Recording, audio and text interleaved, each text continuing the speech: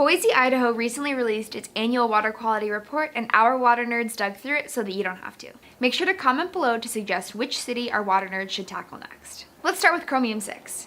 Chromium-6 is a highly toxic metal that is currently unregulated by the EPA. Chromium-6 pollution is associated with metal processing, tannery facilities, chromate production, stainless steel welding, and pigment production. This year's water quality report for Boise found levels of Chromium-6 as high as 2 parts per billion. These levels are 100 times higher than the concentration determined to have a negligible impact on cancer risk. EPA has acknowledged that Chromium-6 is a known human carcinogen through inhalation, but is still determining its cancer potential through ingestion of drinking water. Lung, nasal, and sinus cancers are associated with Chromium-6 exposure. Next is arsenic. Arsenic is a heavy metal that typically leaches into groundwater as surrounding bedrock naturally weathers over time. The high levels of arsenic in Boise's drinking water are definitely of concern. Concentrations were detected as high as 17 parts per billion and averaged 8.3 parts per billion. The federal maximum contaminant level for arsenic in drinking water is 10 parts per billion, but regulatory agencies acknowledge that this level should be reduced to 1 or even 0 parts per billion.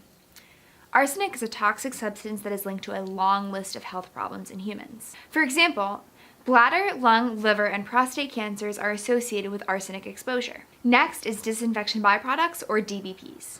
DBPs are formed when chlorine-based disinfectants are routinely added to the water supply. DBPs form when chlorine-based disinfectants that are routinely added to the water supply to kill bacteria react with organic matter. Concentrations of haloacetic acids averaged 34.4 parts per billion and reached levels as high as 45.9 parts per billion. Concentrations of trihalomethanes averaged 35.1 parts per billion, and levels were detected as high as 48.4 parts per billion.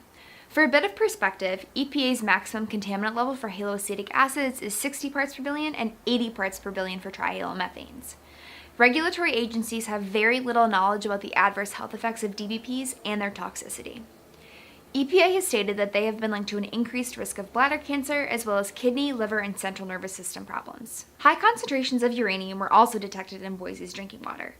Uranium contaminates drinking water when groundwater dissolves uranium-containing rocks and minerals. Uranium is not as radioactive as the media would have you believe. It's actually weakly radioactive, but it can still cause adverse health effects to the kidneys when ingested. This year's report found that uranium levels in Boise were on average 26 parts per billion, but reached concentrations as high as 29 parts per billion. According to the EPA, the maximum contaminant level for uranium is 30 parts per billion. Our water nerds are on the lookout for new cities to cover.